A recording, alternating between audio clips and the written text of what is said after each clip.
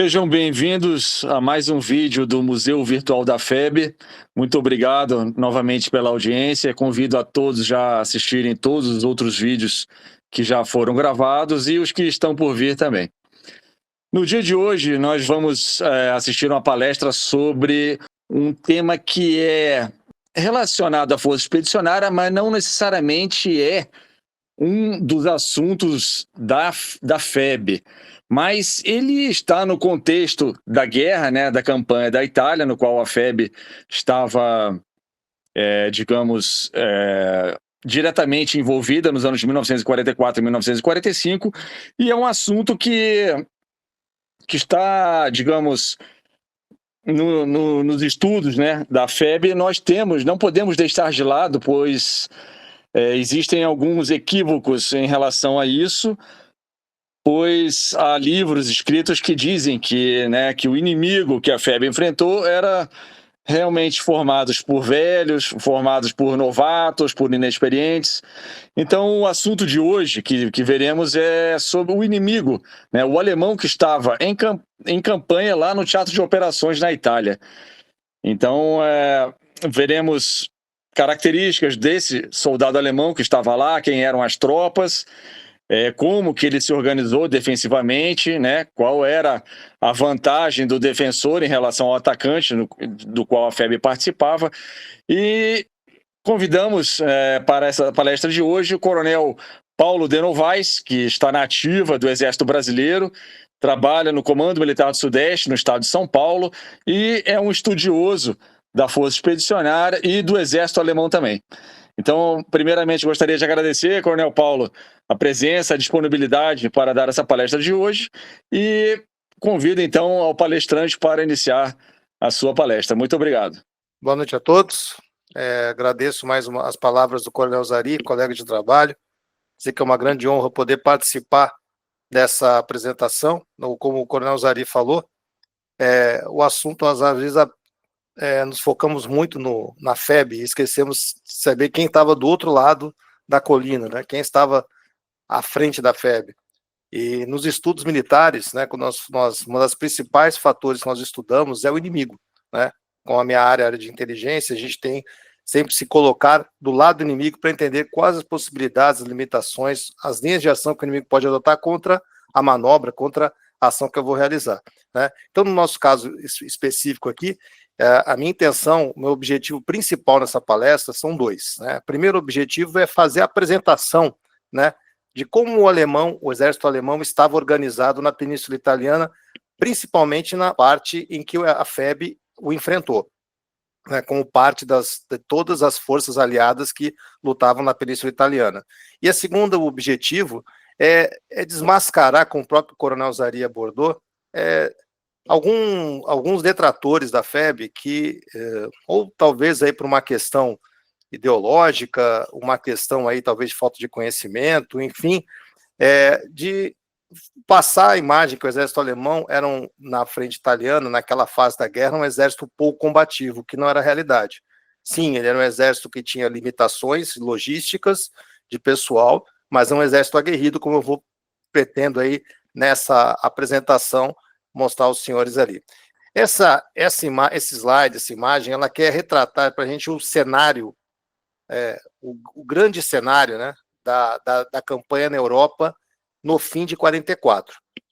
Nós fomos olhando ali no canto direito da nossa imagem, né, no caso aí mais a leste, nós vemos a frente oriental em que as forças soviéticas praticamente já haviam liberado toda a União Soviética, inclusive já entrando na Prússia Oriental, né, no território do Reich, né, o Terceiro Reich, já tinham adentrado, e apenas a parte mais a oeste da Polônia ainda continuava o controle alemão. Na frente ocidental, na frente europeia, nós podemos verificar que praticamente toda a França já havia sido liberada, né, os exércitos aliados já haviam libertado a França, né, havia ainda partes aí da Holanda, os Países Baixos ocupados, Dinamarca, Tchecoslováquia, né, a própria Noruega ainda continuando em mãos alemãs, e que não vem parte também nos Balcãs, né, parte da Iugoslávia ainda ocupada, E no que nos interessa a nossa palestra, nós verificamos que os alemães estavam mantendo o Vale do Pó, a parte norte da Península Italiana, a parte mais industrializada, mais desenvolvida, né? E era onde estavam praticamente as indústrias italianas que as forças alemãs usavam para poder manter sua máquina de guerra, né? E essa parte do país da Itália constitui um novo país, né, da República Social Italiana, com remanescentes do fascismo, depois que a Itália assinou o armistício em 43, forma-se um país, no caso, sobre um país ainda fascista, uma república, que concentrava os principais meios, né, industriais e populacionais mais desenvolvidos da Itália. Então, com isso, a gente verifica o quê? Verificamos que o exército alemão estava pressionado em 3 frentes, né? Então, realmente, as frentes principais que os alemães se debatiam, realmente era a frente oriental, né, pelo avanço soviético, a frente ocidental, com os exércitos, os aliados ocidentais, fazendo a pressão, entrando no Vale do Ruhr, né, na região ali do sul da Alemanha, né, e o que cabia ao exército alemão, né, segurar o máximo que ele pudesse o avanço aliado pela Península Italiana, se aproveitando das condições do terreno que lhe eram favoráveis, né? Os Apeninos, né? A Itália um local onde a geografia facilita bastante o defensor, que eu vou colocar, e caso eles perdessem a Itália, os aliados teriam mais uma frente de avanço entrando pela Áustria em direção, que na época fazia parte do Reich alemão, e chegariam também no coração da Alemanha. Então, eles não tinham opção, eles tinham que defender todas as frentes com o máximo de meios que eles tivessem, e, logicamente, as frentes principais para ele, como eu coloquei, são a frente oriental, para tentar fazer frente ao avanço soviético, a frente ocidental, e uma frente secundária, mas também importante, que não podia ser colocada em segundo plano, que era a frente italiana. E aqui a gente começa a falar um pouquinho, né, fazendo um sobrevoo indo lá do macro para o micro, né? E a gente esse slide, não quero falar de todo o avanço aliado na Península Italiana, mas a gente tentar contextualizar e também entender no tempo como se deu isso, né? Vocês observam lá embaixo na Sicília, né, a ilha que está bem na ponta da bota ali, os aliados desembarcam em julho de 43, eles desembarcam na Sicília, né? E vejam que depois de desembarcar na Sicília, um combate difícil, e foram avançando, eles entram na Península Italiana lá por Reggio, né, Reggio Calabria, né, na ponta da bota. E vejam que de julho de 43, eles avançam muito lentamente pela Península Italiana. Por quê?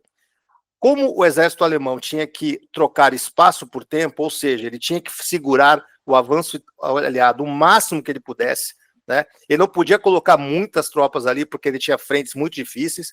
Lembrando que nessa fase, os alemães estão combatendo lá na Batalha de Kursk, lá na União Soviética, eles estão mantendo tropas para evitar uma invasão aliada no continente europeu, né? Então eles têm que tentar segurar o máximo que eles puderem o avanço aliado, retardar esse avanço o máximo que eles puderem. Então vejam que de julho de 43, quando desembarcam na Sicília, eles só vão chegar até a primeira linha defensiva mais fortificada que eles têm, que era a linha Gustav, né, em novembro de 43. Então, de julho a novembro, eles conseguiram segurar o avanço aliado em várias formas. Os aliados tentaram desembarques anfíbios em Salerno, todos tentaram várias manobras e o alemão conseguia retardar esse avanço. Por quê? Como eu falei, o alemão está primeiro por quê? Trocar espaço por tempo e retardar ao máximo esse avanço aliado. Os alemães, eles faziam várias linhas de resistência paulatinas. Então, eles iam fazendo linhas de resistência. Quando o exército aliado se desdobrar para tentar tomar essa linha, ele retardava o máximo que ele podia, e até chegar numa linha onde ele ia fazer uma linha de fortificações, uma linha fortificada, se aproveitando das condições do terreno. E essa primeira linha que ele enfrenta é justamente a linha Gustav, que tem a célebre Batalha de Monte Cassino, né, em que eles conseguem, de novembro de 43 até maio de 44, eles conseguem parar o avanço aliado. Então eles conseguem, com isso, retardar esse avanço. Quando essa linha, finalmente, depois de todas as tentativas aliadas, embarque em Anzio, vários ataques franceses, ingleses, americanos, várias tentativas ali, eles finalmente conseguem, com os poloneses, tomar o Monte Cassino, depois romper a linha também no Adriático.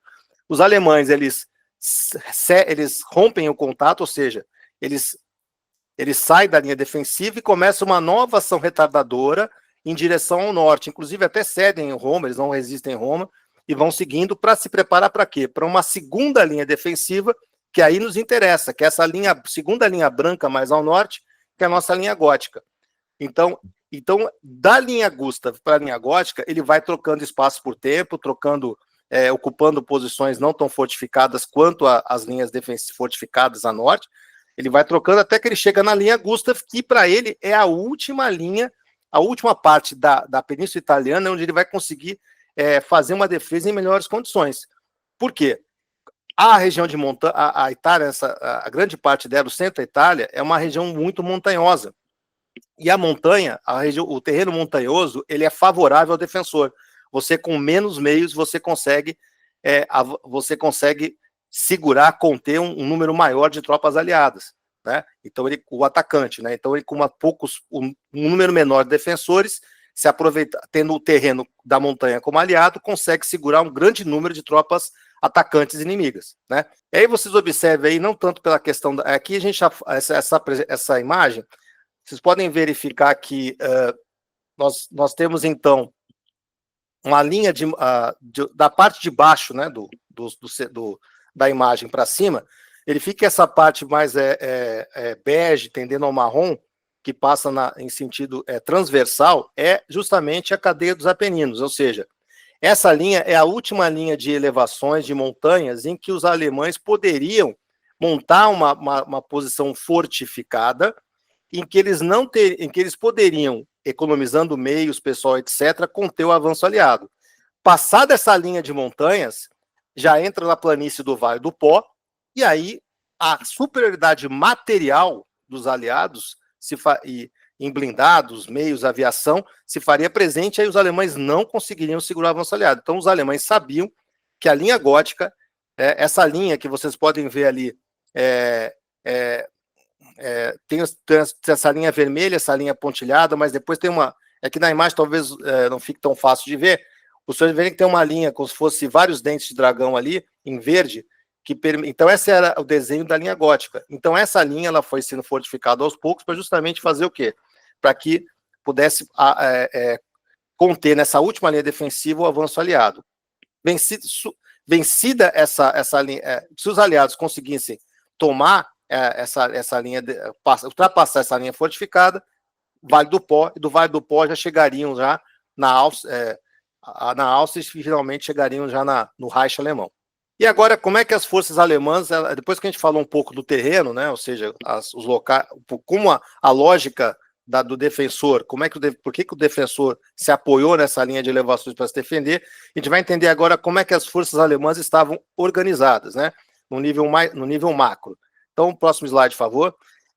O grupo de exército C, ou grupo de exército sudoeste, estava sob o comando do coronel-general, né, em alemão, general Oberst, Wetkerhoff, né? Ele sucedeu o marechal de campo Kessery, né, que já vinha desde lá da norte, que já era responsável pelo teatro do Mediterrâneo há muitos anos, depois ele se acidentou, foi substituído pelo coronel-general Wetkerhoff. Para quem não entende os postos de oficial-general alemão, são o seguinte: então é major-general, que seria o general de 100 estrelas, né? Depois você tem o tenente-general, né? O general seria o general de Panzertruppe, general de artilharia, depende da origem do general. Então, ele seria um general de artilharia, um general de Panzertruppen, um general de infantaria, né? Depois, depende da especialização. Na sequência, coronel-general e depois marechal. Então, eram 5 postos de oficial-general, né? Então, o grupo de exércitos C, ou sudoeste, ele era dividido em 2 exércitos, né?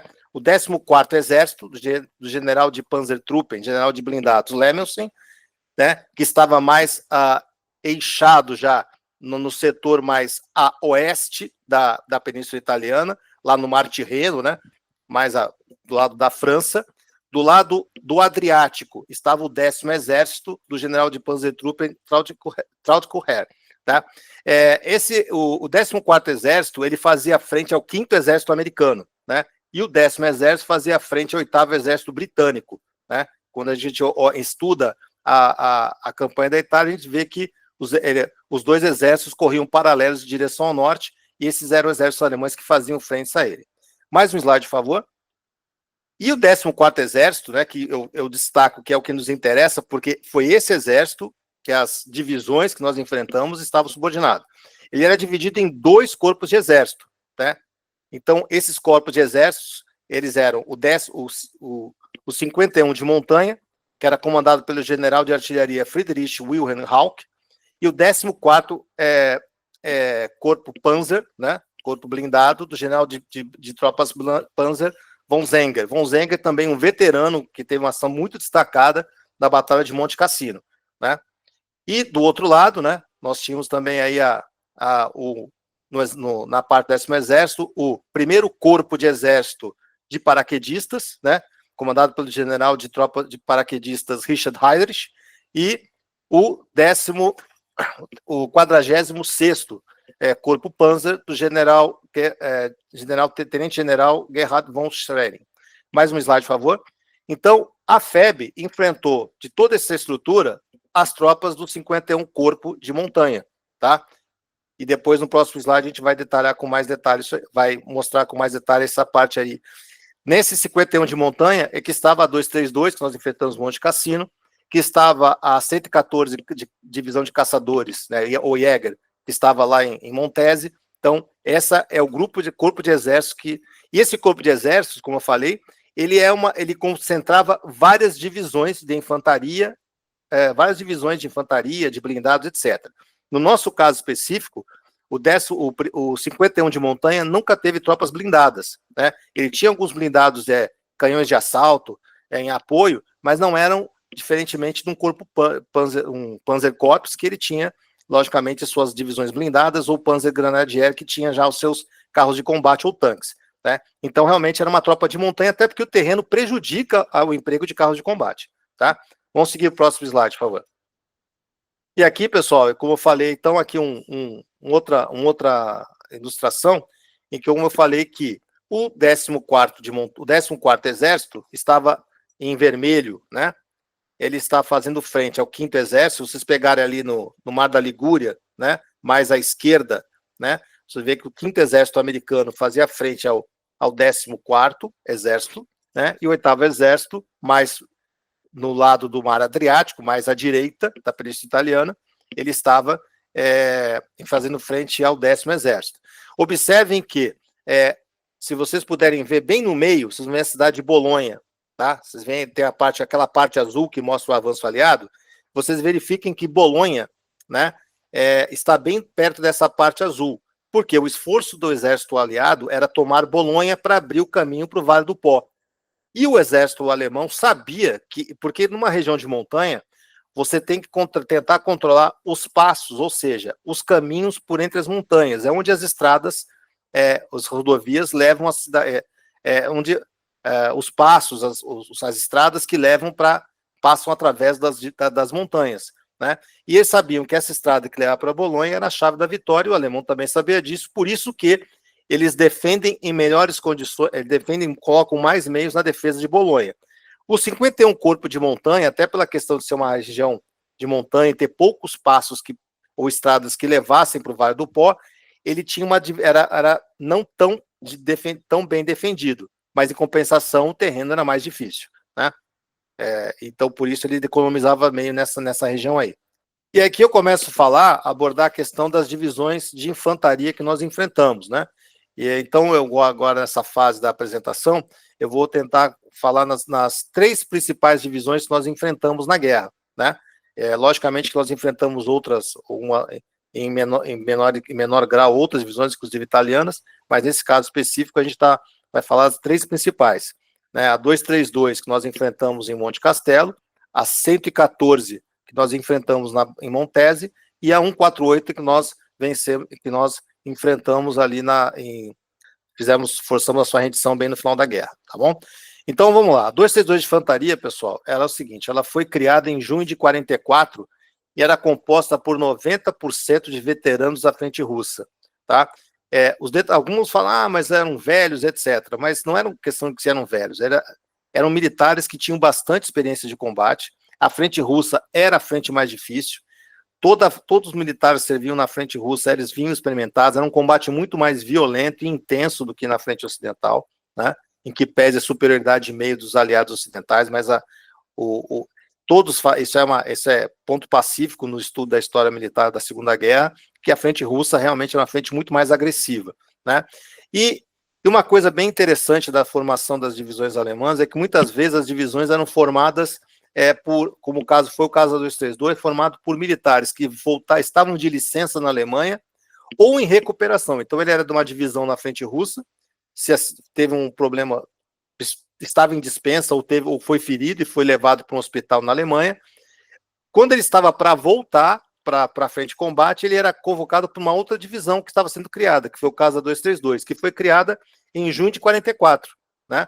Então, por isso que ela tinha vários militares de várias divisões da frente russa. A grande vantagem, a questão da experiência, né? Coisa que é muito importante em qualquer operação militar. Aí muitos falam, mas o exército americano, nessa fase da guerra, quando o exército americano entra na Segunda Guerra, eles tiveram um combate, eles não eram uma força tão eficiente em combate. É só lembrar que aconteceu com eles quando eles enfrentaram as tropas alemãs na África do Norte, no Passo de Kasserine, em que praticamente as tropas do Rommel deram uma surra nos americanos, porque os americanos ainda eram inexperientes num combate à alta intensidade, que é um combate regular. E os americanos, com o passar do tempo, eles vão ganhando experiência em combate, desde o nível dos seus comandantes, generais, oficiais superiores, oficiais subalternos, praças, sargentos, etc., até o soldado, né? E no caso do brasileiro também não foi diferente, a gente foi aprendendo com o decorrer da campanha. Então, voltando ao caso então, com os soldados muito experientes como eles eram, eles sabiam das dificuldades da guerra. Um tiro de artilharia não assustava esse soldado tanto quanto um militar que nunca viu um tiro de artilharia caindo perto dele, né? Isso faz muita diferença. O comandante, voltando à nossa 232, o comandante da 232 era o general von Gambles, tá? Ele foi o único comandante dessa divisão, ele era oriundo de infantaria, né, a arma dele inicial, né? E como todos os generais que nós vamos ver aqui ele era um veterano da Primeira Guerra Mundial. E já na Segunda Guerra, ele participou das campanhas da Polônia, da França e da Rússia, ou seja, na fase áurea, digamos assim, do avanço alemão, né? Ele comandou, antes de comandar a 232, ele comandou a 7ª Divisão de Infantaria e a 384 Divisão de Infantaria. E na frente russa, ele chegou a comandar um corpo de exército, né? E aí o que acontece? Ele estava na Rússia na época em dezembro de 41, e quando teve o contra-ataque soviético, quando os alemães não conseguiram tomar Moscou, né? Os soviéticos lançaram tropas siberianas, experientes em inverno e descansadas. As tropas alemãs já estavam muito cansadas e desgastadas. Houve um recuo, né? E muitas divisões tiveram que. E a ordem de Hitler foi não recuar, né? E o Gambles, na época, comandante de um corpo de exército, ele entendeu que taticamente era impossível defender a posição, e então ele dá ordem, mesmo a contra-ordem do Hitler, para recuar. Isso lhe custa o posto, né? Ele é exonerado da função de comandante de corpo de exército e ele fica muitos anos na reserva, né? Não empregado na guerra. E ele só é readmitido no exército alemão, assim, voltando ao serviço ativo, para comandar a 232, né? Então, quando ele volta a 232, fruto da sua experiência de combate nas frentes na Polônia e na França, o que ele faz? Ele prioriza o adestramento, porque ele sabe das dificuldades do combate e também da dificuldade que ele vai ter nessa fase da guerra. Então ele prioriza o adestramento e também ele verifica oficiais que ele não tem confiança ou porque são muito velhos ou desmotivados e faz substituições, de tal forma que ele tem uma tropa coesa e combativa, né? Inicialmente, essa divisão ela foi destacada para fazer a defesa do porto de Gênova, né? Lá no Mar Tirreno, porque no Mar Tirreno, porque os alemães temiam um desembarque anfíbio e também a questão dos portos e instalações nesse local, ou um avanço pela França em direção ao norte da Itália, né?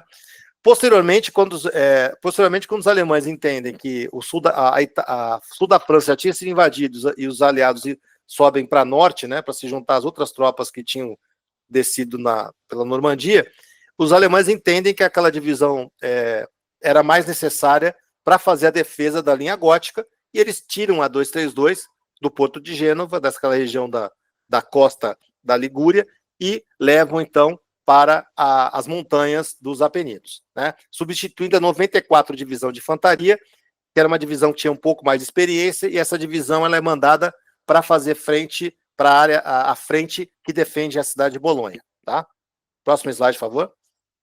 Então, a 232, então, ela assume a frente de combate lá nos Apeninos em 5 de outubro.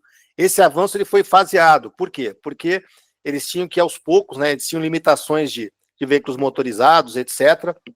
A região era montanhosa e difícil, então foram vários escalões até toda a divisão ocupar suas posições, certo? E vejam bem, então eles começam a assumir a frente em 5 de outubro.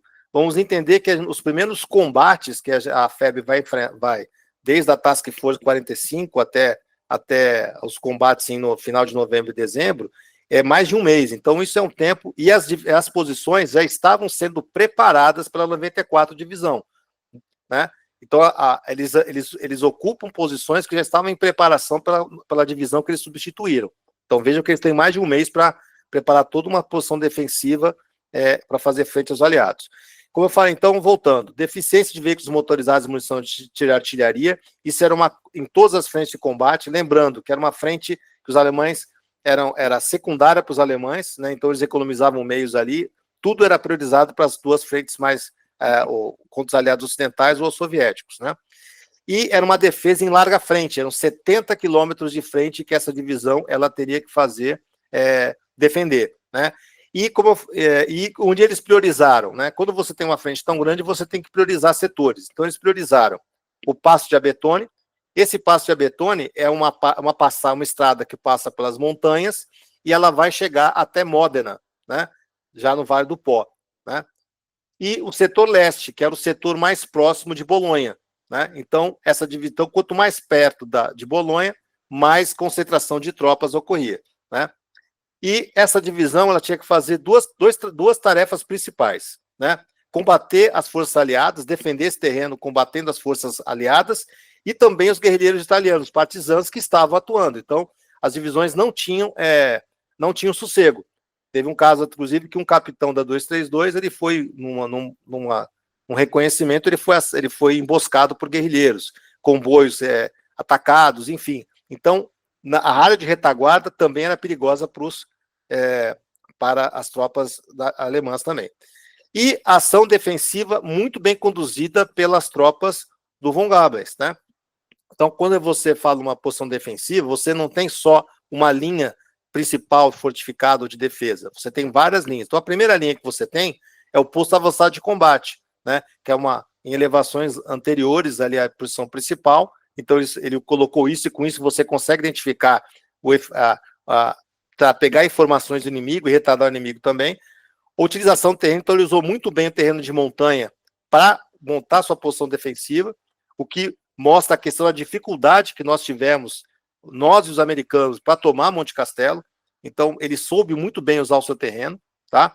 Defesa em profundidade, o que é isso, defesa em profundidade? Você não tem só uma linha defensiva. Então, uma posição defensiva, ela é recoberta atrás, a retaguarda, por uma outra posição. Se aquela primeira posição cair, a de trás segura, né? E ela também tem a questão do apoio mútuo, ou seja, uma posição defensiva apoia com seus tiros, com seus fogos, a outra posição defensiva, né? E uma coisa muito importante que a gente está vendo na guerra da Ucrânia, que ainda a guerra, por mais tecnológica, tem fundamentos que não mudam, é a coordenação da artilharia e da infantaria, né? Então, você saber usar o apoio de fogo que você tem de longa distância para poder facilitar a sua defesa ou seu ataque. E eu destaco aqui a questão dos contra-ataques. Os alemães, em todas as frentes de combate, em todas as suas ações táticas, sempre foram especialistas em contra-ataque. Eles nunca perdiam terreno sem tentar... Quando eles perdiam uma posição defensiva, era certo que eles iam tentar um contra-ataque. Eles só não iriam fazer um contra-ataque se não tivesse condição. mas toda vez, por menos condição que eles tivessem, eles sempre fariam contra-ataque. E nosso combate em Monte Castelo, isso foi provado, né? Nós tomamos uma posição e aí veio um contra-ataque e nós tivemos que ceder, tá? Então, assim, então são os fundamentos defensivos aí muito bem aplicados pelo general von Gablers com sua divisão. Próximo, por favor. E aqui eu mostro para vocês a organização, como é que era organizada a 232 de Divisão de Infantaria. Essa aqui é a simbologia padrão OTAN, né, padrão ocidental, né? A simbologia alemã para esses símbolos militares, eles eram diferentes. Mas aqui eu mostro para você a 232, né, nesse organograma. Vocês vejam que no canto esquerdo você tem lá ID, que é Infantaria Divisionária, tá? Eram as tropas de infantaria que essa divisão de infantaria tinha com seus elementos de manobra, sua parte principal, né? Então ela tinha 3 regimentos de infantaria, o 1043, o 1044 e o 1045, 3 regimentos de infantaria. Ele tinha também um batalhão de infantaria divisionário. Então, só lembrando, pessoal, o regimento, né, depois eu vou falar, o regimento ele tinha 3 batalhões de infantaria, dessa divisão. O regimento tinha 2 batalhões de infantaria. Então, você tinha no 1043, 2 batalhões de infantaria, no 1044, 2 batalhões de infantaria, no 1045, 2 batalhões de infantaria, né? E você tinha um batalhão independente que estava solto, que era o 232, que era um batalhão divisionário, diretamente ligado à divisão, e até pela questão do terreno, o 51 Corpo de Montanha passou para essa divisão, pela sua grande frente, mais 2 batalhões de montanha. O 4º Batalhão de Infantaria de Montanha, né? O Grande 4, né, que era o apelido dele, e o Batalhão Escola Mittelwald. Então ele tinha, na verdade, na frente dele, vamos fazer uma conta rápida aqui, você tinha 9 batalhões de infantaria para fazer essa defesa toda. Em apoio a essa tropa de infantaria, você tinha o 232 Regimento de Artilharia, onde estavam os obuseiros que faziam apoio de fogo mais pesado para as tropas de infantaria. Para fazer trabalhos de engenharia de combate, ou seja, construção de campo, lançamento de campos de minas, construção de fortificações, melhoramento de estradas, etc., você tinha o 232 Batalhão de Engenharia, né? O Pioneiros, né? Como também eles falavam ali, que também poderia ser empregado como infantaria em último caso, né? Você tinha também a 232, está em AC embaixo, né? AC, né? Mas é 232 Companhia Anticarro, onde estavam as armas anticarro, os canhões anticarro dessa divisão, né? Para destruição dos meios blindados dos inimigos. Um pelotão de comunicações, 232 Batalhão de Comunicações, esse símbolozinho que tem um raio, como se fosse um raio, um raiozinho. 232 Companhia de Suprimento e um batalhão, 232 Batalhão de Recompletamento, que era um batalhão tipo um depósito de pessoal, e com esse batalhão ele ia repondo as baixas das tropas de infantaria que ia se perdendo. Então, essa é a organização da 232, Divisão de Infantaria, no nível maior. Vamos agora ver como é que é um regimento de infantaria. O 1044, que é o regimento que a gente enfrentou em Monte Castelo, ele tinha essa organização, tá? Então, o 1044, Regimento de Infantaria, ele tinha 2 batalhões de infantaria, como eu falei, o 1º batalhão do 1044 e o 2º batalhão do 1044, tá?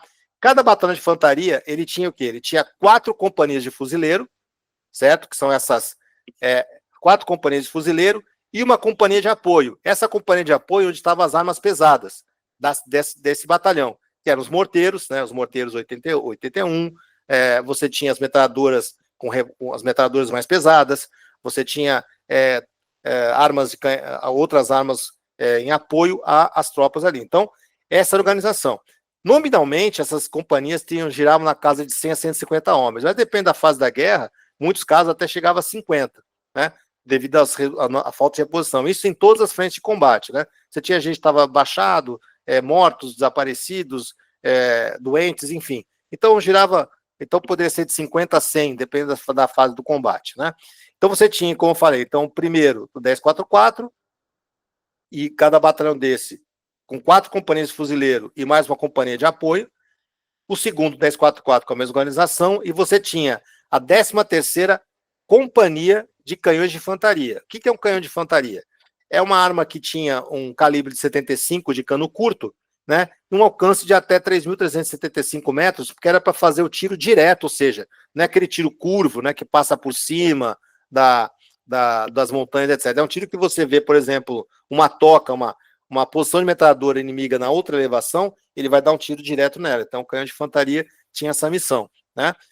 E você tem a 14ª Companhia Anticarro, que era equipada com canhões anticarro de 75 milímetros. Aí, nesse caso que está na ilustração, é um PAC-40, que era o canhão muito utilizado nessa fase da guerra, né? Digamos que era o canhão anticarro padrão, né? Que parece até um canhão de artilharia, mas a diferença é que ele é o mesmo canhão que era utilizado nos carros de combate. Então, quando você vê, por exemplo, um Panzer IV alemão, é esse canhão, só que em vez de estar em cima de um carro de combate, um chassi de um carro de combate, ele está num reparo ali, né, e é rebocado por um caminhão. E essa arma de carro, ela tinha um alcance de 2.000 metros, é um alcance menor, por quê? Porque ela perde em alcance e ganha em velocidade para poder furar a blindagem, né? E também, ocasionalmente, podia também ser utilizado contra infantaria. Você tinha o 1044 Pelotão de Comunicações, que era um pelotão que fazia o apoio de comunicação para toda a estrutura aí do 1044, e um pelotão de engenharia para poder fazer o apoio de engenharia para esse regimento. Então, essa é a organização do regimento de infantaria, tá? Do 1044, parte deles nós enfrentamos lá em Monte Castelo. E aqui o regimento de artilharia. Qual era a organização desse regimento de artilharia? Do apoio de fogo mais pesado da divisão.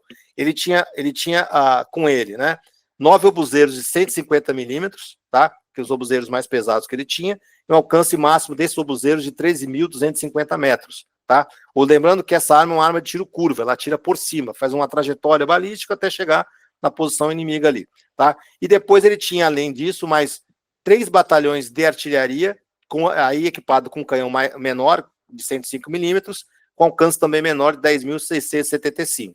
O canhão de 150 milímetros, aquele maior, ele era puxado por tratores ou por caminhões, e o 105, né, o mais leve, ele era puxado ou por viaturas, né, caminhões mais leves, ou por cavalos, tá? Ele também tinha uma estrutura de artilharia antiaérea que era equipado com alguns canhões. Eu não consegui identificar a quantidade de canhões 88 que eles tinham, mas esse canhão 88, que é muito famoso na guerra, ele também tinha uma função anticarro, né? E vários canhões também de 20 milímetros para também antiaéreos com alcance de 2.000 metros. Então, essa era a estrutura de artilharia que dava apoio de fogo para toda a divisão, né?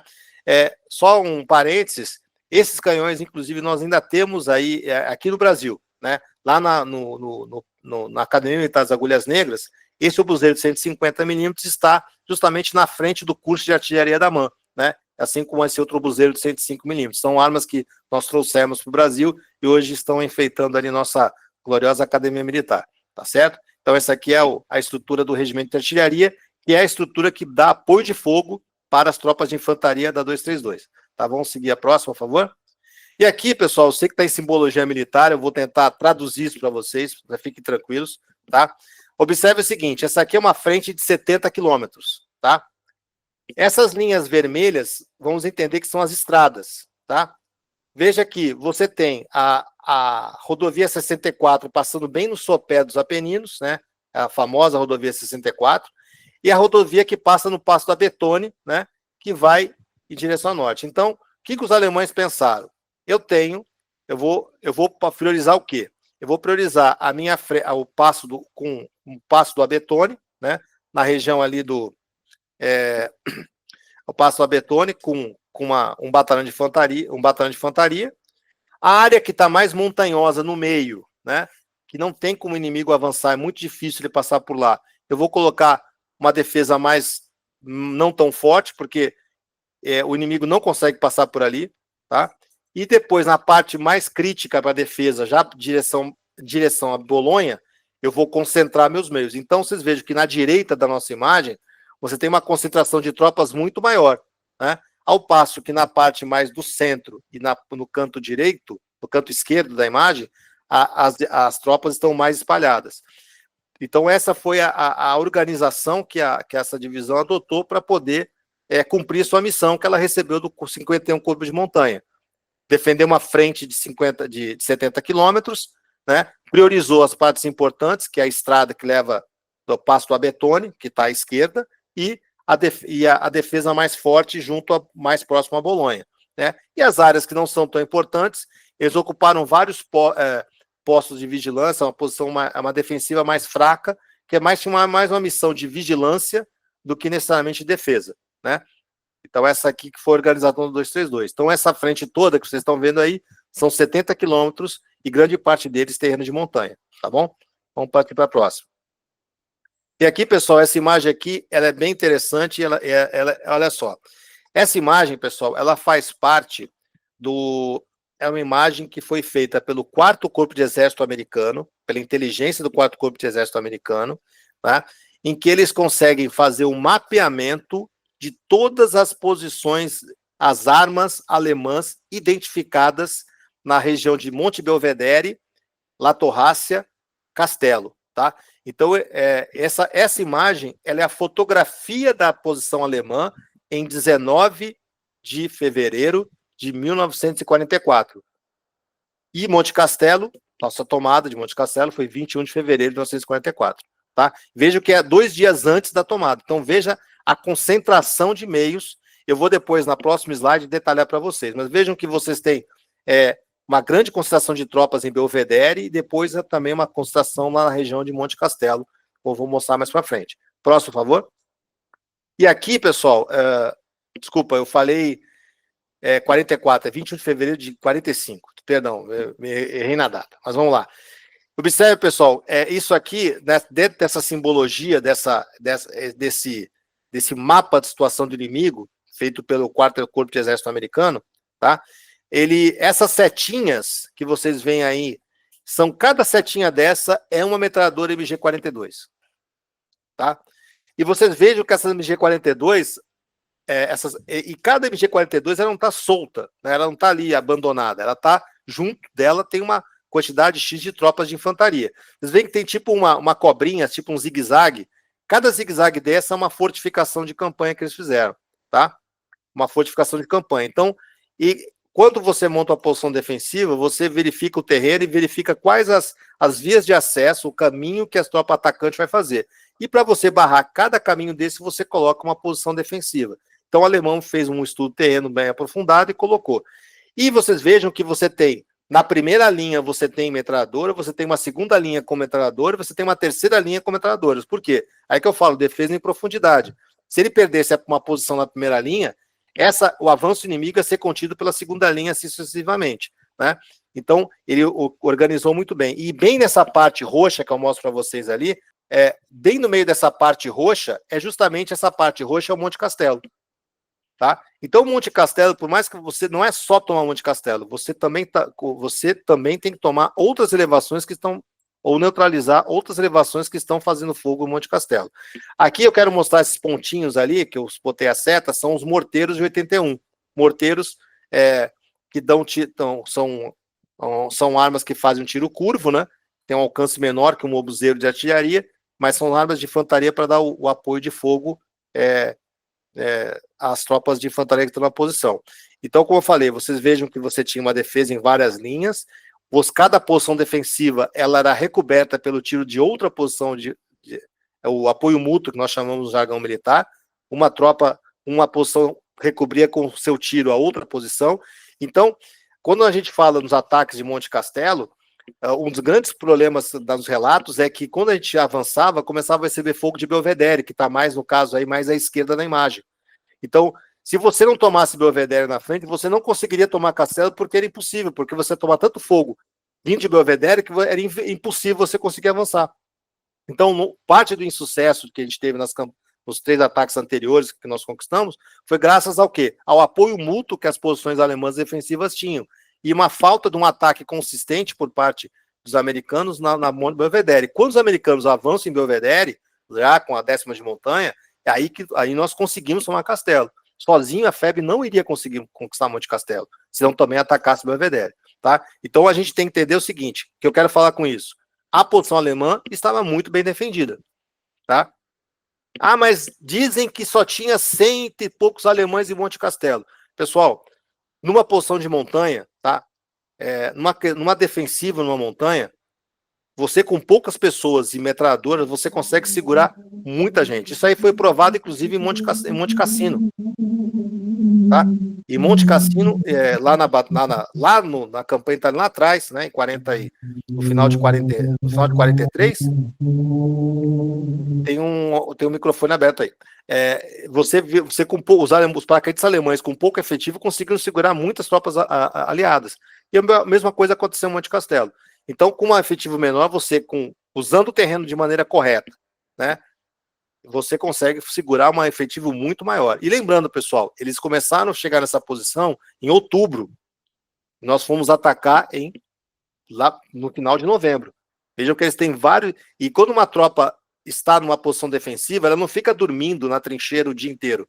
Ela vai melhorando a sua posição defensiva várias vezes. Então ela está aprofundando as tocas, né, os foxholes, ele vai estar melhorando as trincheiras, ela está melhorando os campos de tiro das suas metralhadoras, ela está verificando, estudando o terreno para ver onde é a melhor posição que o inimigo vai atacar. Enfim, ele vai melhorando aos poucos. Então, quanto mais uma tropa está na defensiva, muito mais difícil é o papel do atacante, tá bom? Ok? Então vamos partir para a nossa próxima oponente, né? Que é a 114 Divisão de Caçadores, né? Ou em alemão Jäger, né?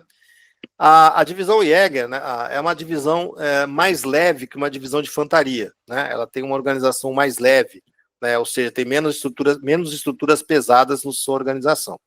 A 114 Divisão de Caçadores, ela foi criada em abril de 43, né? A partir da reorganização de uma outra divisão, a 714, que foi criada em 41. Só que essa divisão ela foi mandada para fazer frente aos guerrilheiros, né, partisãos na Iugoslávia, né? Então lá você tinha na Iugoslávia a resistência iugoslava, com o Broz Tito, né, que depois virou presidente da Iugoslávia, né? Ele realmente fez uma guerrilha muito difícil, né? Muito competente, que forçou os alemães a reterem muitos meios para poder fazer frente a ela, né? Então, inicialmente, essa divisão teve esse papel.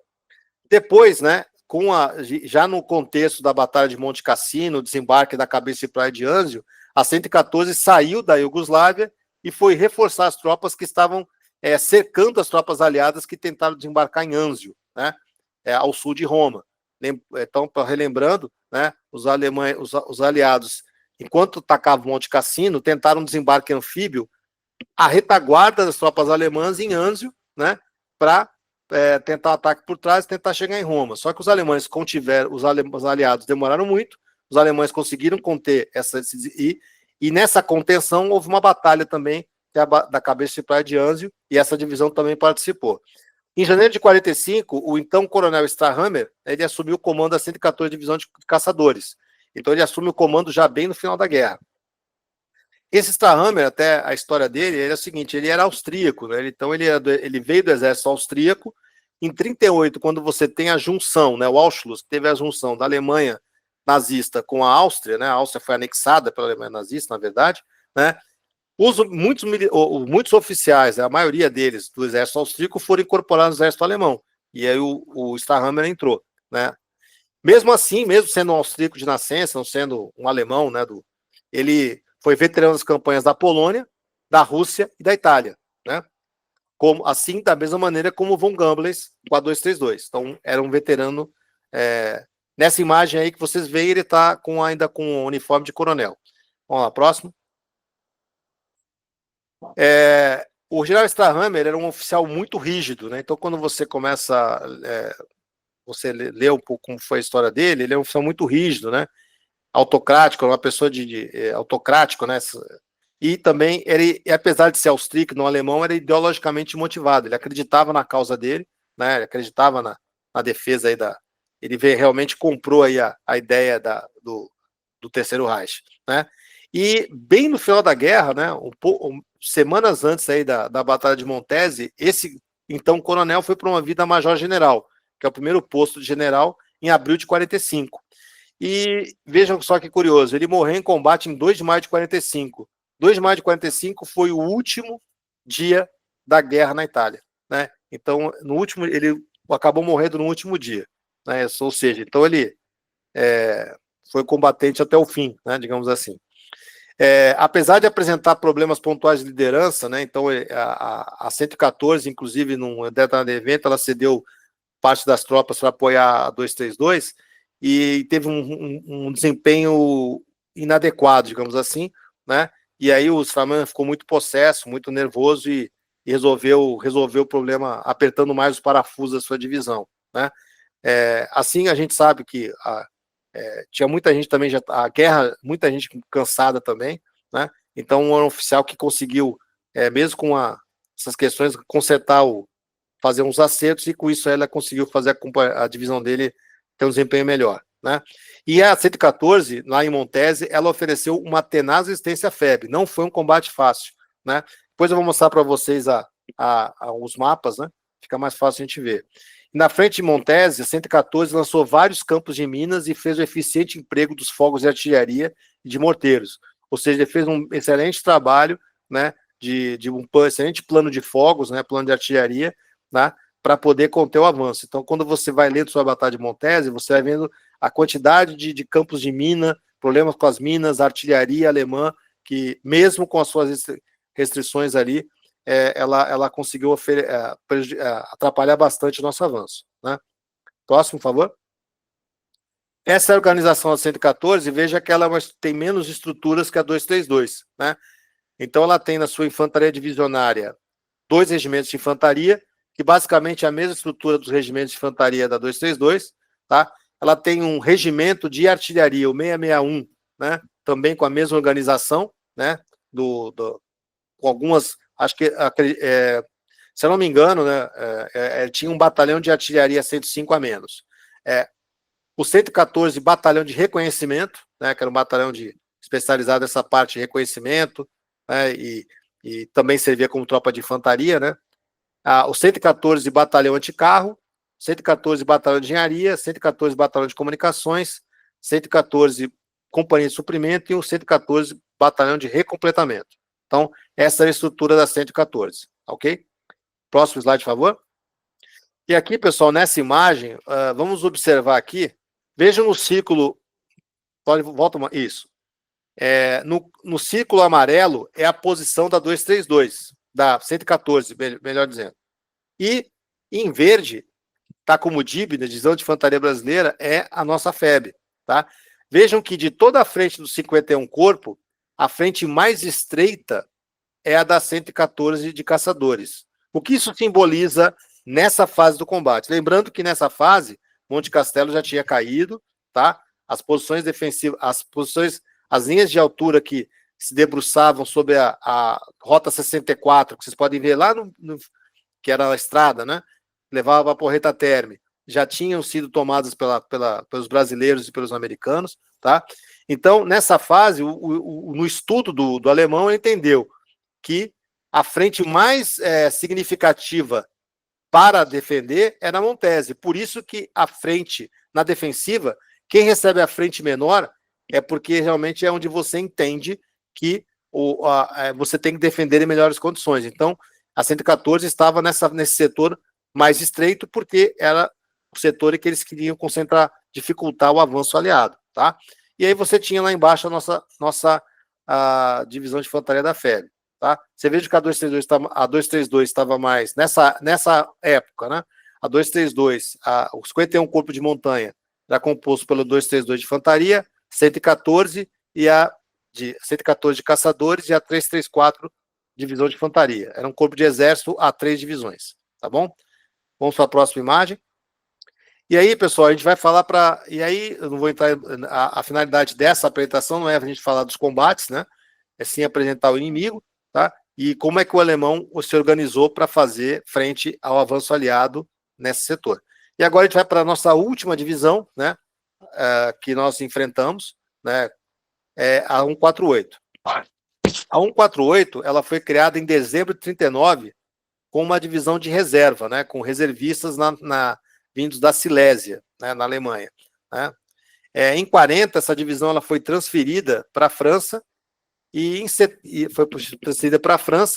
de 44 ela participa de combates e aí ela foi mandada para o sul da França e depois para e em setembro de 44, ela participa dos combates contra as tropas norte-americanas e francesas que desembarcaram no sul da França. E nesse momento ela é renomeada 148 Divisão de Infantaria, tá? Só para contextualizar para vocês, logo que as tropas aliadas desembarcaram na Normandia, participou-se numa outra operação, a Operação Dragão, que era a tomada do sul do litoral sul da França, lá no Mediterrâneo, em direção a norte, né? Então, a 148 participou desses combates ali, tá bom? O general Fetter Pico, que era o comandante dela, ele assume o comando da divisão em setembro de 43, tá? Ele era um oficial que não era de infantaria, ele era oriundo de artilharia, e também como o general von Gamblens e o general, assim como o general von Gamblens, ele era um veterano da Primeira Guerra Mundial, e como os outros dois generais anteriores que eu falei, veterano da campanha da Polônia, da França e da Rússia. Então, o que é importante falar, pessoal? A maioria dos oficiais, muitos dos praças, né, dos sargentos, dos suboficiais mais antigos, todos eles eram experientes em combate. E mesmo que você tivesse soldados, recrutas inexperientes, quando você tem um comandante júnior, sênior, etc., mais experiente, você consegue fazer um papel, ter uma combatividade eficiente, tá? Então, todos os oficiais generais que nós enfrentamos, todos eles eram veteranos de várias campanhas, tá? O que mostra o preparo deles, né? Nós não estávamos enfrentando amadores, né? Isso que eu quero deixar bem claro. A 148 ela é transferida, então, da fronteira da Itália para a italiano-francesa, e após as forças alemãs não conseguirem conter a invasão aliada no sul da França. Os alemães entenderam que os aliados não queriam tomar o norte da Itália pela França. Então eles entenderam que eles podiam tirar aquela divisão de lá e mandar para a Itália. A 148, em outubro de 44, a divisão é transferida para o sul de La Spezia. La Spezia era um importantíssimo porto e base naval italiana, né? Não tinha mais a marinha italiana como na época do fascismo, né, na primeira fase da guerra, mas ainda era uma importante instalação naval que deveria ser defendida, né? E cobrindo a frente entre o litoral e os Apeninos. Então, a 148 ela não pertencia ao 51 Corpo de Montanha, tá? Ela estava na defesa do litoral do mar da Ligúria, tá? Que é aquele mar ali aquela parte do Mediterrâneo que fica entre a Córcega, né? A Córcega, o sul da França e o norte da Itália, tá? Então eles constituíram então um Kampfgruppe, grupo de combate, né? Que não chegava a ser um corpo de exército, com uma divisão de infantaria, a 148 alemã, e a divisão Bersaglieri Itália, né? Que era essa divisão Bersaglieri Itália, era uma divisão da República de Salò, República Social Italiana, treinada e equipada pelos os alemães, tá? Para dar combate aos partisãs nessa área do porto de La Spezia, tá bom? Vamos seguir próximo slide, por favor. E aqui, pessoal, nessa imagem aqui, a gente pode entender mais ou menos como é que estava a situação em termos de divisão, tá? Vocês vejam assim, na área do as tropas ali mais no canto, mais à esquerda, tá? Você tinha o Kampfgruppe Fetter Pico, que era justamente a divisão Itália e a divisão 148. Aí depois você tem o rio Sérquio, né, na sequência indo para a esquerda, e depois vocês veem que tem uma linha vermelhinha com 2 xizinhos. Aí já é o limite com o 51 Corpo de Montanha, tá? Então a 148 ela já estava, digamos assim, vizinha da 232, tá? Então essa era a composição. 148 é a Bersaglieri Itália, eles eram de uma outra estrutura, tá? Com a missão de defender La Spezia, tá? E o litoral italiano lá do Mar Tirreno. Próximo, por favor. E aí, pessoal, em dezembro de 44, né, para dizer que depois, os alemães estavam só esperando acabar a guerra. Mentira, tá? O Fetter Pico, então, ele resolve fazer um ataque de inverno contra uma divisão americana, tá? A 92 norte-americana, a divisão Buffalo, tá? E esse ataque surpresa, ele consegue empurrar os americanos 25 quilômetros para trás, tá?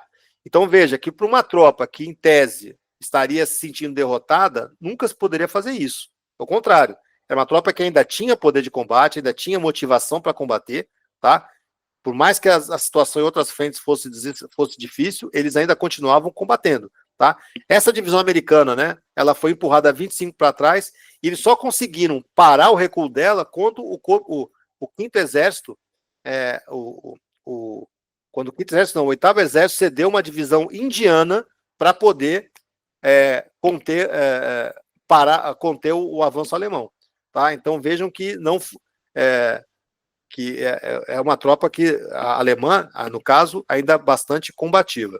Em abril de 45, né, com o colapso da linha gótica verde, ou seja, em abril de 45, veja, nós tomamos Montese, os aliados conseguem chegar até Bolonha, tá? E no lado de Martirreno também as tropas inglesas já conseguem também ultrapassar.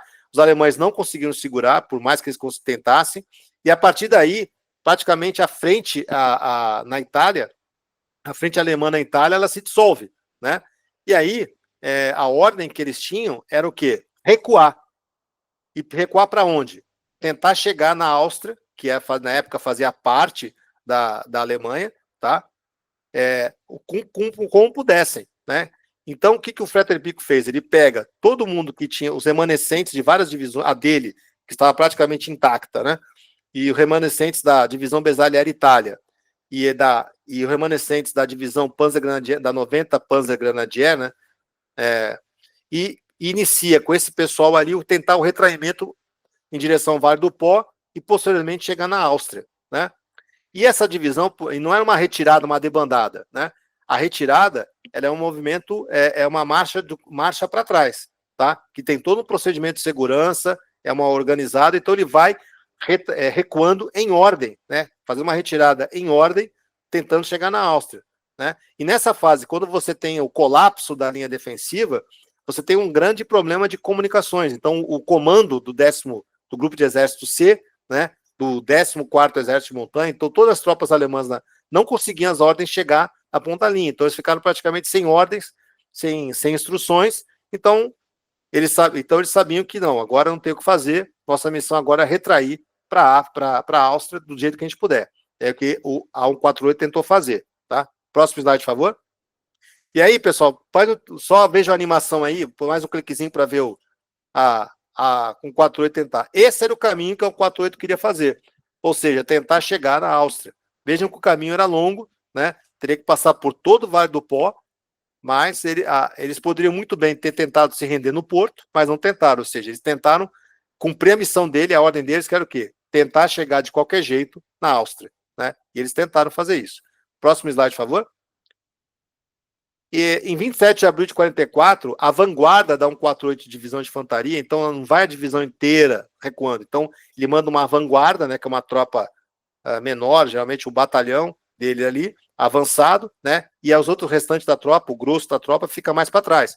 Então ela vai avançando para até para fazer um reconhecimento, para ver se está tudo bem. Essa vanguarda ela é detida pelo 2º Batalhão do 11RI. Então a vanguarda tentou avançar, encontrou resistência do segundo do 11RI, ela não consegue passar, né?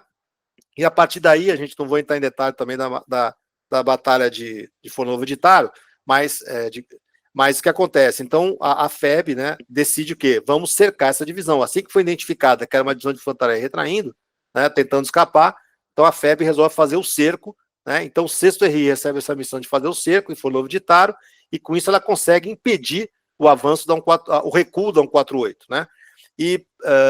Mas os alemães, mesmo cercados, e vendo que eles não desistiram, tá? Eles resistiram o máximo que eles puderam. Então vocês vejam que uma tropa que, em tese, estava, digamos assim, entre aspas, derrotada, ela oferece uma forte resistência. Então isso anula esse argumento, né, de que era uma tropa já estava entregado os pontos. Não, até o último momento ela tentou romper o cerco, né? Inclusive inclusive durante as negociações eles tentaram fazer esse rompimento de cerco, né? Enquanto eles negociavam, tentaram romper o cerco, tentaram fazer uma malandragem ali, mas não conseguiram, né? E quando eles viram que não tinha jeito mesmo, né, que não tinha jeito de fazer, eles aceitam a rendição em 30 de abril de 44, tá? Pode ir dando os cliques aí. Um clique, então a 148 tentando retrair. A vanguarda encontra a resistência do 2º do 11RI. e depois o 6º RI faz o cerco e não dá condições da 148 tentar qualquer caminho que pudesse escapar em direção a Parma, e ela realmente, então, aceita a rendição e se entrega para as tropas brasileiras ali naquela célebre imagem que todos nós conhecemos, e os quase 15 mil alemães e italianos capturados, tá bom? E com isso, senhores, eu encerro a nossa apresentação. Eu espero ter atingido os 2 objetivos que eu me propus e me coloco à disposição para eventuais dúvidas que os senhores tenham. Muito obrigado pela atenção. Bom, meus amigos, nesse vídeo de hoje, então, tivemos a oportunidade de conhecer um pouquinho mais sobre a FEB, especificamente sobre o inimigo que a FEB enfrentou lá na Itália. Vimos que não era um inimigo que nem é espalhado aí por alguns livros, inclusive livros mais modernos, não somente livros antigos. Vimos que eles eram veteranos de outras campanhas, então não tem nada a ver com um cara que não tinha nenhuma experiência em combate. Então a FEB realmente enfrentou um inimigo que tinha plenas condições de vencer a guerra a qualquer momento. E a FEB, então, juntamente com o exército americano, foi para lá, para a Itália, e não deixou isso acontecer. Então, o Coronel Paulo fez uma belíssima explanação. Como militar, ele consegue enxergar algumas coisas que a gente lê nos livros, mas não fica tão claro para a gente, mas nos slides aí ficou mais transparente, digamos assim, para quem nunca estudou nenhum assunto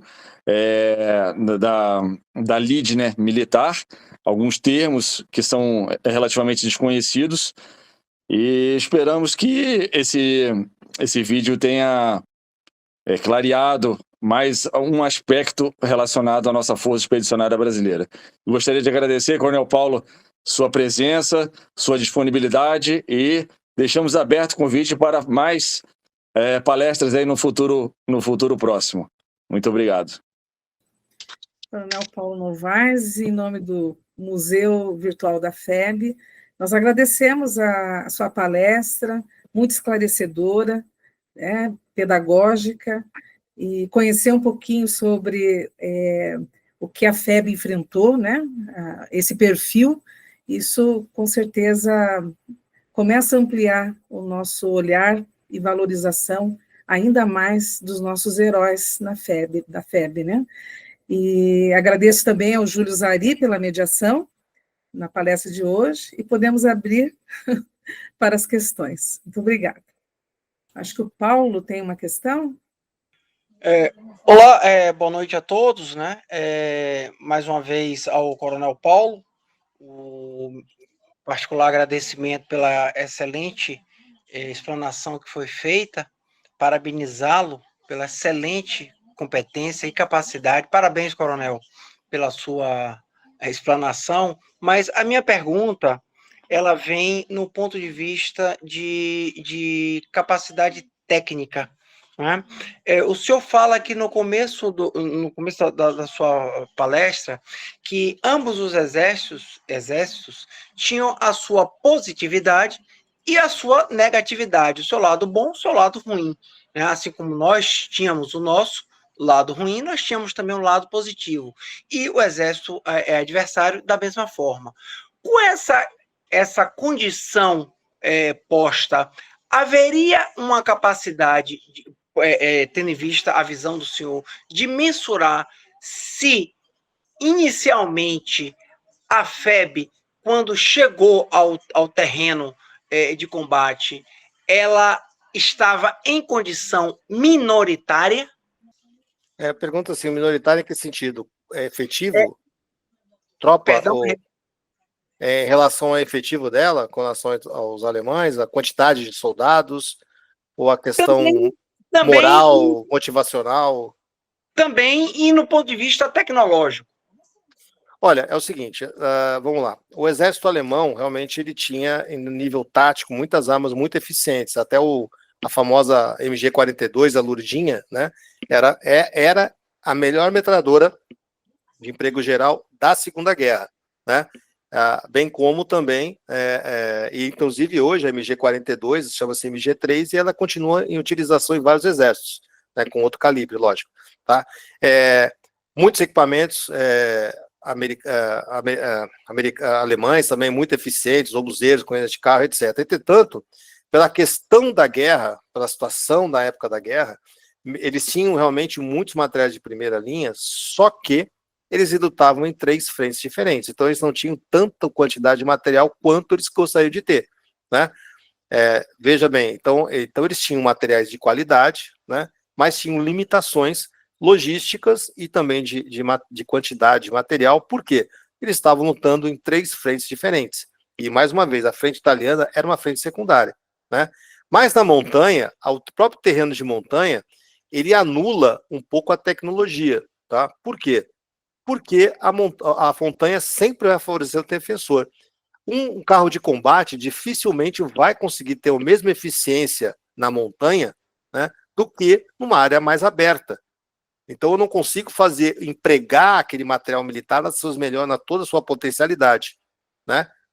Até no caso de um contra-ataque que ocorreu lá se não me engano, o segundo ataque ao Monte Castelo, né, a Belvedere, os alemães eles conseguem neutralizar 4 carros Sherman americanos, né, do que tentar conquistar a cidade de Corona, acho que Corona, uma pequena vilazinha que fica perto de Belvedere, né, com armas anticarro simples, né, com os Panzerfaust, etc., com os Panzer, o Panzerfaust seria o lançador de rojão descartável, e o Punch-Rex seria o equivalente à bazuca americana, né? Então eles conseguem neutralizar. Então, ou seja, com o terreno, com a montanha a seu favor, em que as distâncias são mais curtas, ele conseguiu neutralizar um carro de combate que, numa situação diferente, poderia neutralizar essa defensiva. Então, veja, eles tinham materiais de qualidade, sim, em menor quantidade do que o ideal que eles precisavam, porque eles lutavam em 3 frentes, mas eles tinham a seu favor a montanha e a experiência de combate.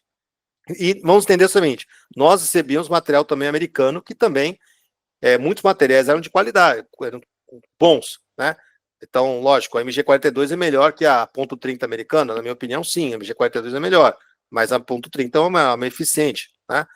A .50, que ainda é utilizada em vários exércitos, os obuseiros, então, assim, a artilharia americana é muito boa, então, era uma compensação, não era um exército fraco contra um forte, eram 2 exércitos relativamente bem equipados, né?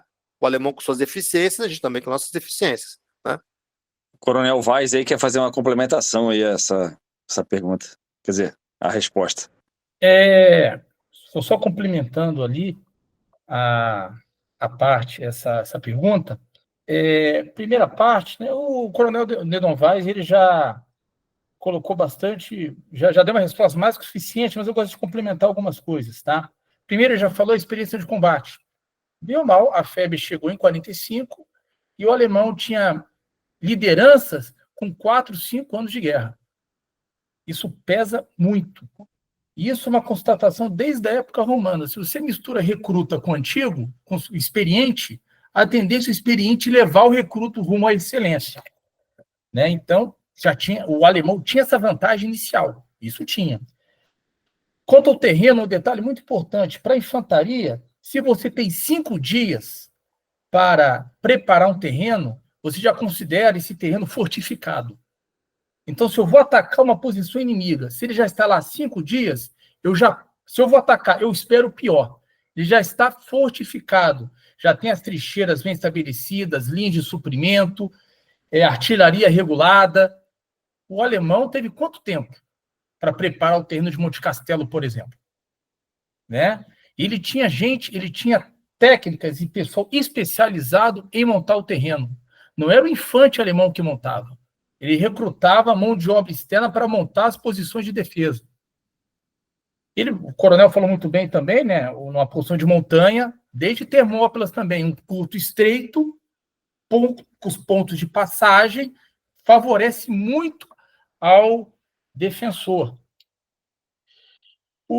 A FEB ela foi chegando em levas para a Itália. E é normal no exército, doutrina americana, você não coloca as tropas de uma vez no combate. Você segura quando ela chega e vai preparando as levas. Mas a FEB não teve, na primeira leva, ok, na segunda, mais ou menos, na terceira não teve jeito. Por quê? Como o coronel de Novaes falou também, o aliado já estava avançando pelo norte da França, depois de Normandia, já estava invadindo o sul da França, Operação Dragon. Então, eu vou até dizer que é um eixo quase terciário do aliado. Não que isso desmereça a FEB. O problema é que, quando a FEB chegou, o quarto corpo de exército estava com 2 divisões, a FEB mais uma, depois que ela foi ganhando divisões para as campanhas de 45. Então, a FEB, de início, ela foi muito sobrecarregada. Na primeira campanha de Monte Castelo, foi um batalhão da FEB, mais elementos mais alguns elementos formado por combatentes de artilharia antiaérea americana, porque a Luftwaffe não decolava mais, pegaram o artilheiro antiaéreo e usaram como infante. Então, não tinha tropa. Então, a FEB foi sobrecarregada. E ainda, falando de experiência de combate, nós consideramos um soldado experiente depois da primeira batalha dele.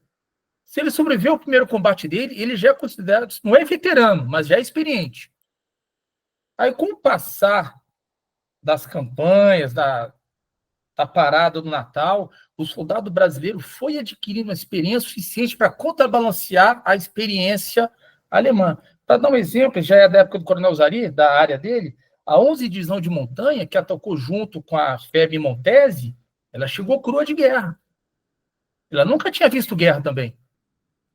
E, nesse ponto, nem as lideranças americanas tinham experiência de combate, porque era uma tropa específica formada para ações de montanha. E ela foi jogada na Itália e foi adquirindo experiência de combate também.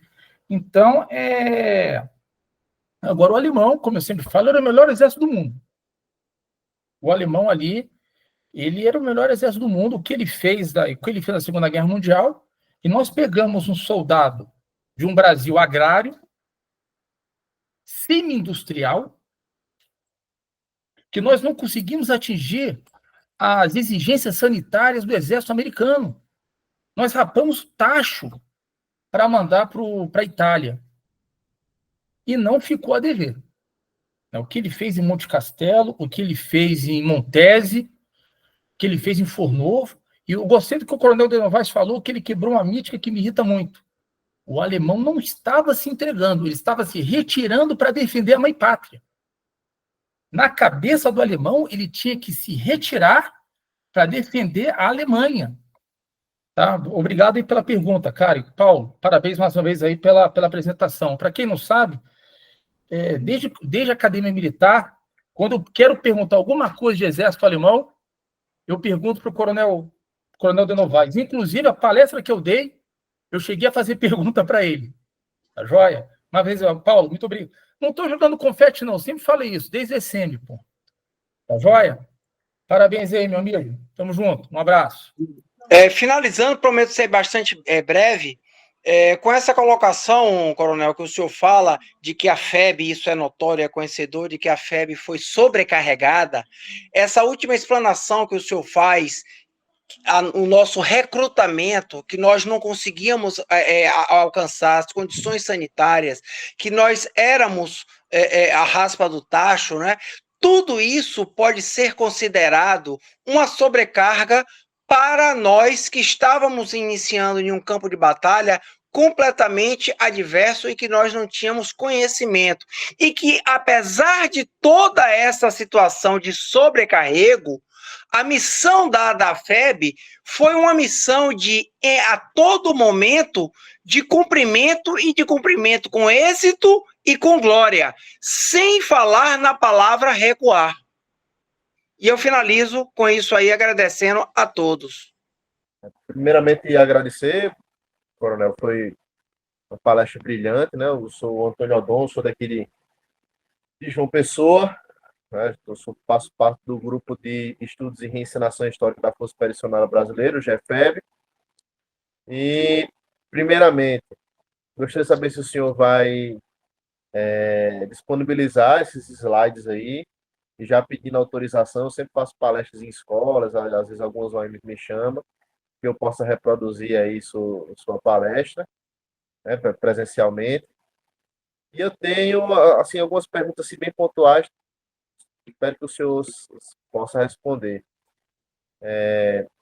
A princípio, qual era o conhecimento dessas tropas alemães do inimigo que eles estavam combatendo, e aí especificamente o soldado brasileiro, né? No caso, essas divisões que fizeram frente ao Brasil, a que ponto eles conheciam de que estavam lutando, né, com o soldado brasileiro? E não que eu acredito que isso fosse fazer alguma importância, mas até pelo fato de que aqui no Brasil nós temos colônias alemãs, né, grandes e tudo mais. Chegamos a ter o maior partido nazista fora da Alemanha, né? E já emendando a pergunta, é muito comum a gente ver nos outros frontes, né? É o emprego de tropas auxiliares de outras nacionalidades, né? Tanto das tropas da Waffen-SS, como tropas regulares, assim, das nações ocupadas, das nações amigas. E se houve o emprego dessas tropas, além das tropas italianas, como o senhor falou, né? Que tem a Bersaglieri, que foi treinada, né, e equipada pelos soldados, pelo exército alemão. Se além dessas tropas, a gente tinha contato, assim, teve contato com outras tropas auxiliares de outras nações, além das nações alemãs. Obrigado. Bom, vamos lá, vamos por partes, né? Se eu esquecer, Antônio, se por acaso eu esquecer alguma das perguntas, pode me interromper e fazê-las aí de novo. Mas vamos lá, vamos começar. Com relação às tropas auxiliares, tá? Nós enfrentamos basicamente maior parte do tempo tropas alemãs, tá?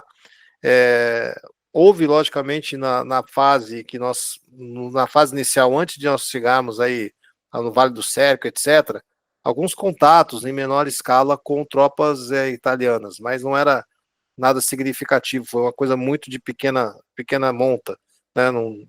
Que até escapa aí dos registros. Tá?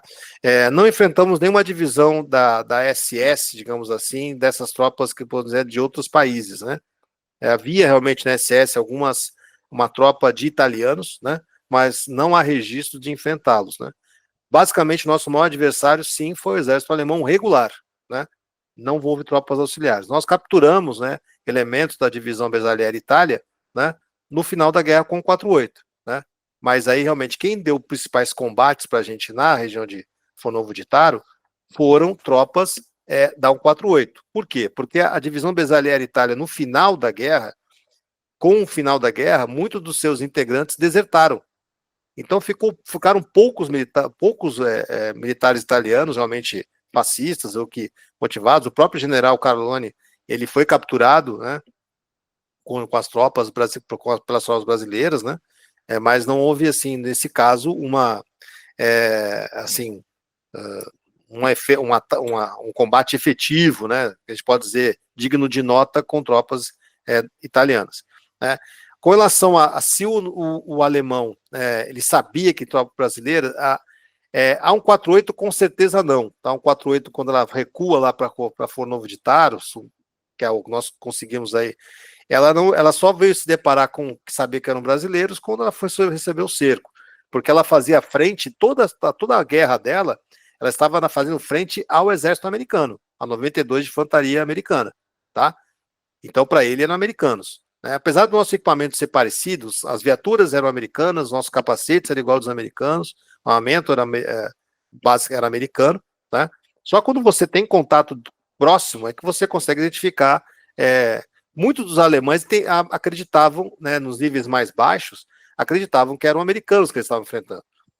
Diferentemente da 232, que a 232, como nós ficamos muito tempo no contato, né, naquela pausa que teve no inverno, né, no final de dezembro até fevereiro, então as tropas estavam no contato, e no contato você tem o quê? Você tem patrulhas, você não fica na trincheira, na toca, a noite inteira, o dia inteiro.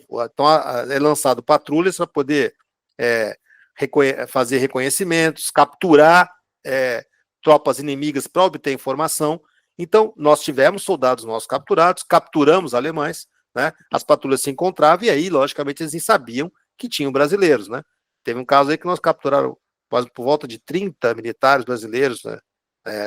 uma oportunidade ali, foram capturados, acho que foi no segundo ou terceiro ataque de Monte Castelo, coisa assim, e, logicamente, um entrevistador, o oficial de inteligência alemão, identificou que eram brasileiros, então eles sabiam que eram brasileiros, etc. Então, com exceção a 114, provavelmente sabia que eram brasileiros, até porque nos primeiros patrulhas encontraram, mas assim, talvez o soldado lá embaixo, né, o nível mais baixo, achasse que eram americanos, né? Porque, na verdade, aquela frente toda tinha tropas de várias nacionalidades. Você tinha sul-africanos, você tinha sul-africanos, uma fase da guerra teve franceses, né, franceses livres, né, americanos, ingleses. Então, é uma frente com muitas tropas, né, poloneses, a Monte Cassino, com poloneses. Então, assim, era uma miríade de tropas aliadas naquela frente de combate, tá? Não sei se eu respondi, Antônio. Se tiver se eu esqueci de responder alguma coisa, você me completa aí. Pode levantar a mão. Não, respondeu sim. Só a questão do senhor vai disponibilizar aí os slides. Ah, sim. Não, eu coloquei no grupo ali, não sei se você está no grupo, não dá problema. Tá? Só peço para fazer menção à autoria, né? Claro, isso com certeza. Isso aí E qual a bibliografia que o senhor indica assim, para quem tem interesse em se aprofundar mais no tema? Olha, por mais que a gente critique o livro do O Outro Lado da Glória do William Wack, tá? Ele tem alguns, assim, é que eu falo, você quando lê um livro, você tem que fazer seus filtros, né? Então, eu usei esse livro, usei o livro da 232, né, que é o livro do Balksen, só um momentinho para eu pegar na minha estante aqui. Então, esse livro aqui, da Bibliex, tá? O pessoal puder ver aqui, ó, Bombardeiros, Caças e Guerrilheiros, tá? Esse livro aqui, ele conta a história da 232, desde a sua constituição na Itália, na Alemanha, né, até a sua dissolução, quando eles tentaram fugir para a Áustria. Então, você consegue ter um perfil da divisão, como é que era constituída, como é que eram essas tropas, etc. Tá? Então, quem escreveu esse livro, para quem não teve oportunidade de ler, esse livro foi escrito pelo um tenente do pelotão de comunicações do 1044 Regimento de Infantaria, que é a tropa que nós enfrentamos em Castelo. Tá? Então, esse livro é bem interessante. Tá? Ele comete alguns erros, né? E eu falo porque ele comete erros, porque ele, em vários trechos, ele fala que a FEB tinha 25 mil soldados. Né? Realmente, a FEB, se você pega a constituição de toda a FEB, 25 mil homens, mas a primeira divisão de infantaria que eles enfrentaram era uma outra tropa. A FEB tinha uma estrutura de corpo de exército para uma divisão, porque a ideia era você fazer 3 divisões de infantaria, não uma só. Então, a FEB, ele fala 25 mil contra... Não, ele enfrentou partes da FEB, né? Partes da FEB. Então, ele comete alguns erros ali. Mas como entendimento da tropa, da rotina da tropa, de como ela se organizou, do que ela enfrentou, as dificuldades, é bem interessante, né? O outro livro também, esse livro também, Estrada de Fornovo, é um livro interessante, também fala algumas coisas também que... tem algumas partes aqui, inclusive das divisões italianas, né, que participava ali. E esse é livro aqui do William Wack, né, que eu citei para vocês aqui, né? O que ele tem de interesse, interessante desse livro? Ele realmente, o William Wack, ele entrevistou muitos alemães, né, na década que eles estavam vivos, e falou algumas coisas sobre até o perfil, né, desses militares ali alemães, como é que eles eram, o que aconteceu com eles, etc. Eu também achei interessante também, esse aqui é um escrito de um Defesa Nacional de janeiro de 94, em que o Frank McCain, que é um historiador americano que fala sobre o exército brasileiro, ele diz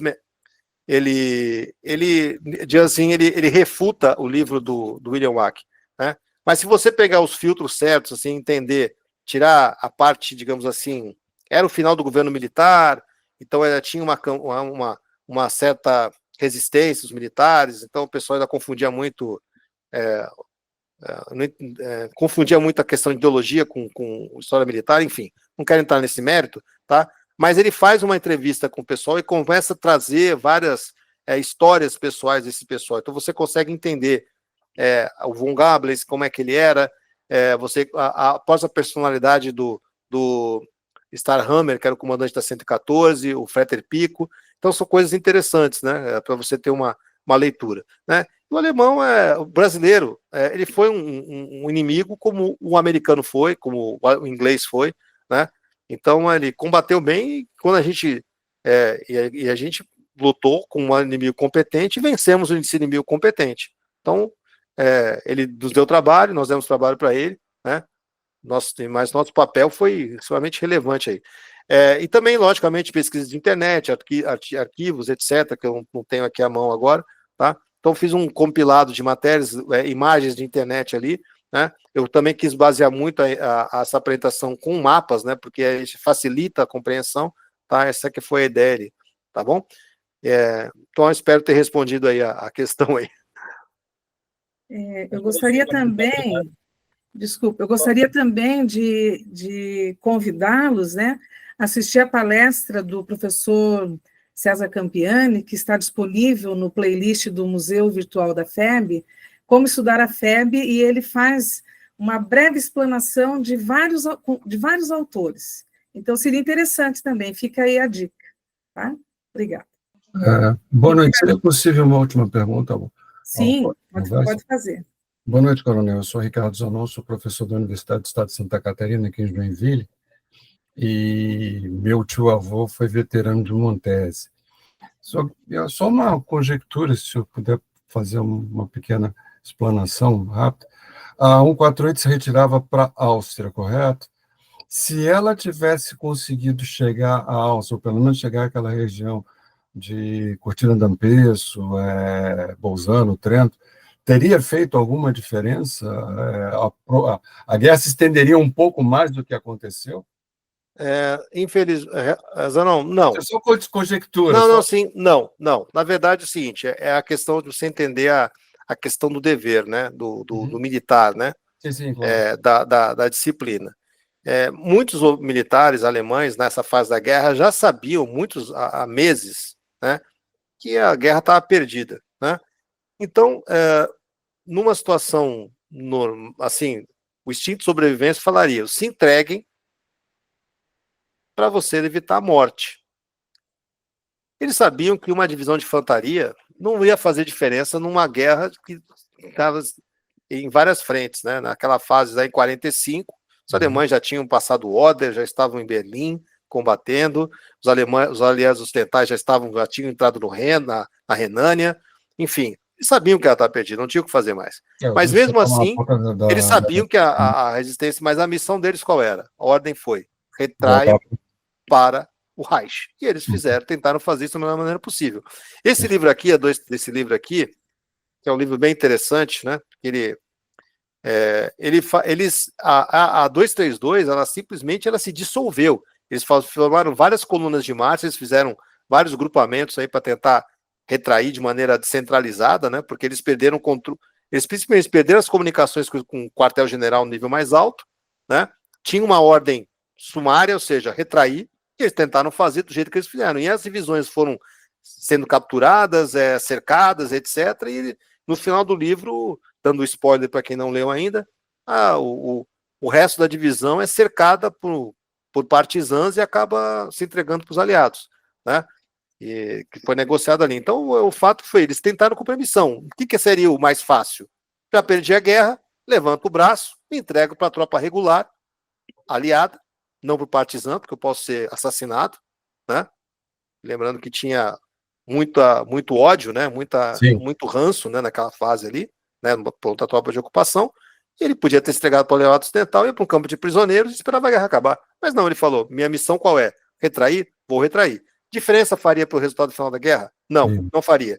Né? Seria, digamos assim, mais uma gota no oceano. Né? Não ia fazer muita diferença. Mas por dever de ofício, por honra pessoal, honra militar, pela questão de cumprir a missão que foi dada, eles tentaram fazer. Né? Só que as condições táticas e estratégicas inviabilizavam essa fuga. Né? Valeu, muito obrigado. Eu tive a oportunidade de conhecer Montese. Realmente o terreno lá é muito complicado. É muito complicado. Muito obrigado, uma boa noite para o senhor. Foi um prazer ouvi-lo falar. Muito obrigado. Agradeço também, igualmente. Eu só queria falar uma coisa. Senhores, eu queria agradecer e peço desculpas se eu usei muito termo técnico, né? depois de 30 e tantos anos de exército, de serviço ativo, a gente acaba, os jargões militares, técnicos, a gente acaba colocando, e às vezes a gente esquece que os colegas aí, da nossa assistência aí, não tem a mesma, digamos assim, não estão acostumados com o certo termo que a gente usou, né? Como se fosse entrar numa discussão com advogados em termos jurídicos, eu ia ficar voando, porque não sou formado em direito, né? Então é atinente a cada profissão. Mas eu peço desculpas, né? Espero que essa apresentação tenha sido esclarecedora, né? E estou com condições aí de agradecer a todos aí pela paciência, né? Foi ótimo, foi muito boa, Coronel Novaes. Muito, muito obrigada. O fato de ter assistido a palestra anteriormente ficou assim, mas para mim ficou mais acessível, né? Essa questão dos termos técnicos e como assim nos elucida, né? Até para as leituras. Eu vou pedir então ao Zari para finalizar a nossa reunião de hoje. Agradeço a presença de todos. Muito, muito, muito obrigada. Zari, com você. Então, novamente, agradecendo aí o Coronel Paulo de Novaes, amigo de várias labutas anteriores aí, agradecer a presença de todos. E quanto aos termos militares, a gente, eu acho que até tinha comentado já para fazer um link, uma aba no site, né? Tipo um glossário, né? A gente pode fazer que... E aí todo mundo acaba... Se não entender, a gente desenha também. Se no escrito não for, a gente desenha, aí vai. Isso mesmo. Mas e convidar todo mundo também para as próximas palestras e se inscrever no canal para assistir as que já foram feitas anteriormente. Coronel, Coronel Paulo, com relação à questão dos termos, eu vou dizer ao senhor, e o senhor vai entender, mesmo sendo da formação do direito, como o senhor citou, né? Mera informação irrelevante para elucidação dos fatos. O senhor não entendeu? Entendi. Tá pronto, meu amigo. Todos nós aqui também entendemos. Parabéns, felicidade a todos. Muito obrigado. 2025 a todos, com muita paz, saúde e muita paciência para todos. Parabéns. Boa noite a todos, cuidem-se muito. Boa noite, muito obrigada. Obrigado.